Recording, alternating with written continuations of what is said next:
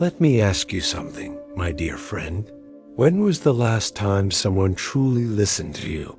Not out of obligation, not out of politeness, but with real presence? Have you ever walked into a room and felt invisible, as if life has moved on and somehow left you behind? If you're over 50, or even well beyond that, chances are you felt this. The quiet ache of watching your children build their own worlds, the friends you used to call daily, slowly fading away, and suddenly the days feel longer and the silence heavier. But here's a truth you might not hear often in this noisy world. Your life is not behind you.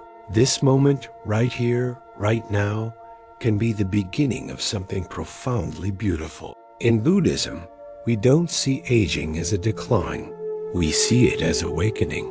And today, I want to share with you how the teachings of the Buddha, gentle, practical, timeless, can help you move through loneliness and isolation and return to something deeper than companionship, connection to others, to your purpose, to yourself. So sit with me. Let's take this time together. You're not alone anymore. You see, loneliness is a strange thing. You can feel it, even when you're surrounded by people.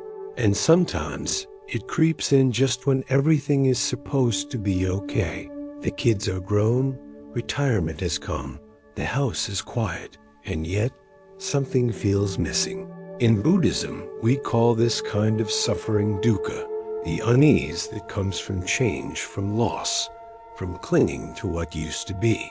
But what if I told you this discomfort isn't something to fear? That it's a signal, not of weakness, but of growth? Let me explain. The 3 roots of loneliness, according to the Buddhist view. 1. Disconnection from self. Many of us spend years, decades, taking care of others. We become parents, partners, employees, caregivers, and slowly we forget who we are without the roles. So when those roles shift, when retirement comes, or children leave, we're left with a question we haven't asked in years. Who am I now?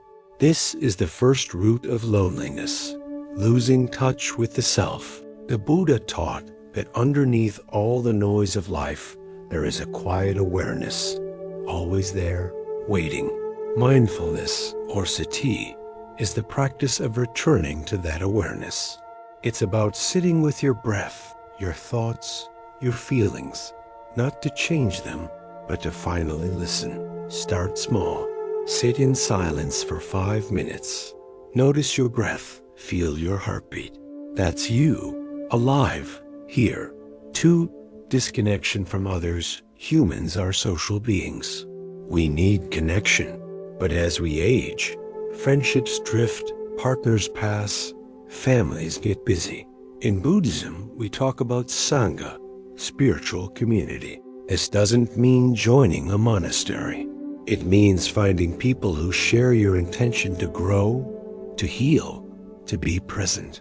Maybe it's one friend, maybe it's a small group, or even an online space like this channel. But don't wait for others to find you. Be the one who reaches out. That's an act of courage and compassion. 3. Disconnection from meaning. This one might be the hardest. After a lifetime of work, responsibilities, and structure, suddenly there's time. But what do we do with it? Buddhism teaches that life's purpose isn't tied to career, status, or how busy you are.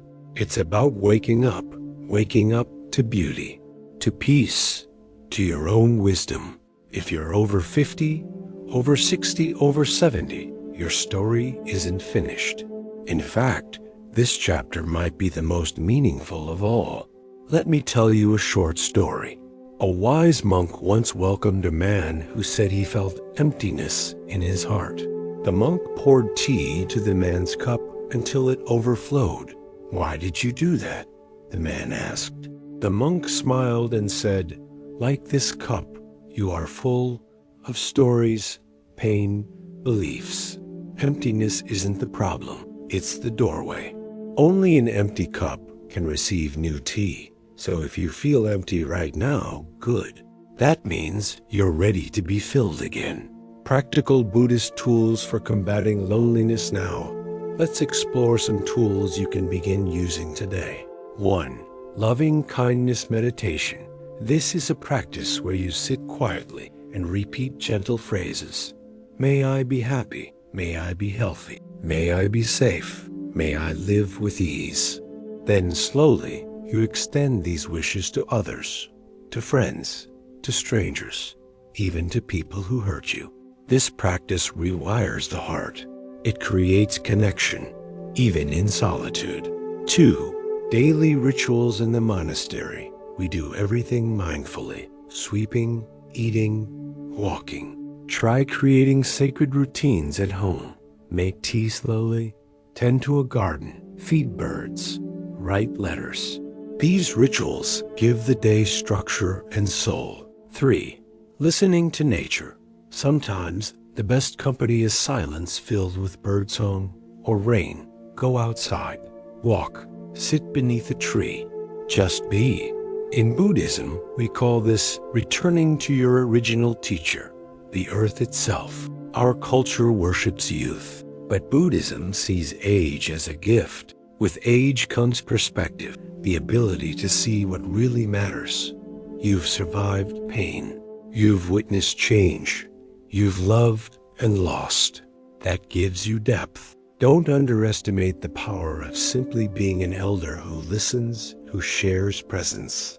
You are a lighthouse for those still lost at sea. The Buddhist view on wealth and purpose. In the West, we're told that wealth is measured in dollars. But the Buddha taught that true wealth includes contentment, friendship, peace of mind, generosity, insight. Even if you live alone on a fixed income, you can be spiritually rich beyond measure.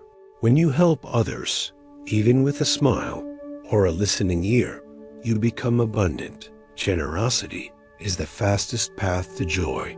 So here we are, you and I, near the end of this quiet moment we've shared together. And before we part ways, I want to say something very simple, but very important. If this message reached your heart in any way, even in the smallest corner of your being, then something inside you is still awake. Maybe you didn't feel that before you clicked this video. Maybe it was buried under fatigue or sorrow or years of silence. But now you feel it again, that flicker of connection, of warmth, of life. You are not meant to carry this life in isolation. You were never meant to be a ghost in your own story. The fact that you are still breathing means you are still becoming. You are still part of the world, still a voice among us, and your presence matters more than you may realize. Many people think that healing from loneliness comes from being surrounded by others. But the truth is, the first healing happens when we feel seen, when someone notices that we exist. And I want you to know that right now, in this moment, you are being seen. Not for what you used to do or who you used to be, but for who you are right now. A human being with wisdom carved from experience, with stories that still deserve to be told, with love still left to give. The Buddha never promised that life would be easy, but he did promise that peace is possible, even in the middle of uncertainty, even in grief, even in the quiet of your room. It begins the moment we return to ourselves, the moment we become present again, the moment we choose not to abandon our hearts. I want to invite you to carry one simple thought with you when this video ends. Let it settle gently into your mind like a leaf falling on still water. That thought is, I am not alone. I am connected, and I am still deeply alive. Let that be your prayer. Let that be your beginning. And now, if this message brought you comfort or clarity, or simply reminded you that your life is not invisible, then I ask you to share your presence with us. You don't need to write a long comment or tell your whole story. Even just saying, "I'm here," is enough. That single act can create ripples of connection for someone else who's reading, someone who might be feeling the same way you felt before arriving here.